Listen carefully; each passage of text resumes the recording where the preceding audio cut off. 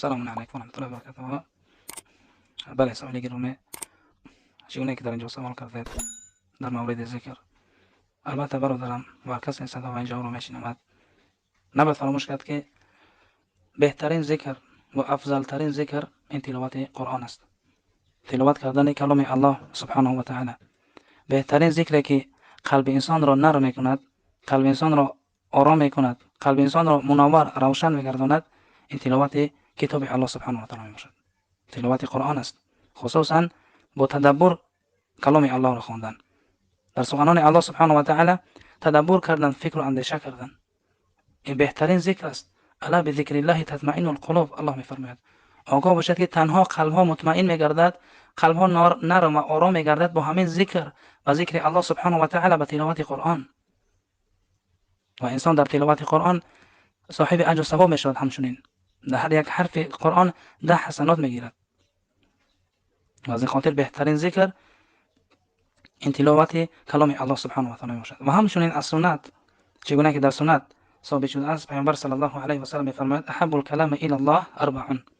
محبوب ترین کلام، بهترین و دوست داشته ترین کلام به سوی الله سبحانه و تعالی، اون سخنی که الله دوستش می‌دارد، پیامبر صلی الله علیه و سلم فرمود که اربع، 4 میباشد، 4 تا میباشد. سبحان الله والحمد لله ولا اله الا الله والله اکبر.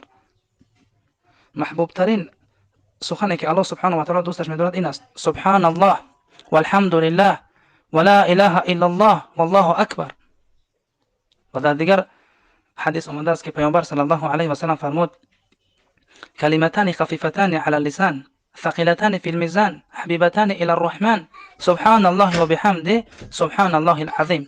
پیامبر صلی الله علیه و سلم فرمود کلمتان خفیفتان علی اللسان، دو کلمه می باشد که خفیف است، سبک است بر زبان.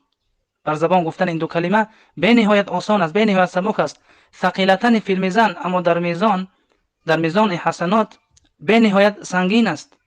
حبیبتان الی الرحمن، این دو کلمه محبوب ترین کلمات می باشد به سوی الله سبحانه و تعالی. این دو کلمه است که الله سبحانه و تعالی اینها را دوست می دارد. این دو کلمه چیست؟ سبحان الله و بحمده سبحان الله العظیم. این دو کلمه محبوب ترین کلمات می باشند به سوی الله سبحانه و تعالی.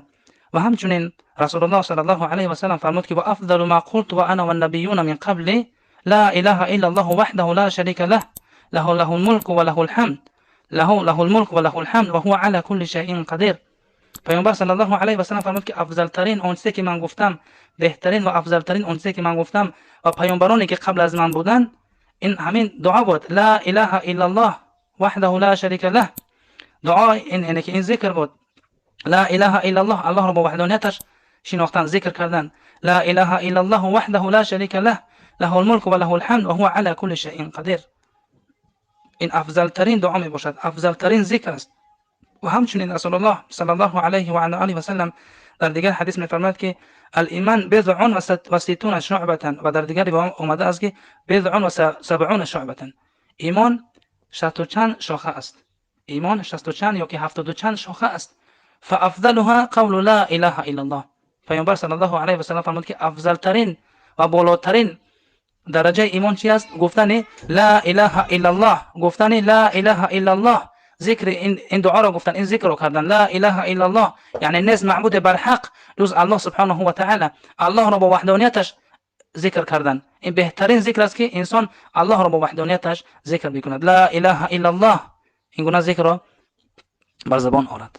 این بهترین ذکرها و محبوب ترین ذکرها می باشد به سوی الله سبحانه و تعالی. این ذکرهای می باشد که ایمان انسان را زیاد می‌گرداند. وقتی که انسان تلاوت قرآن میکند، در تلاوت قرآن تدبر میکند، در سخنان الله سبحانه و تعالی فکر و اندیشه میکند، در سخنان یعنی که در این ذکرهایی که گفتم از سنت پیامبر صلی الله علیه و سلم، در این ذکرها همچنین تدبر میکند، ایمان انسان قوی میگردد، قلب انسان نرم میگردد، قلب انسان آرام میگردد.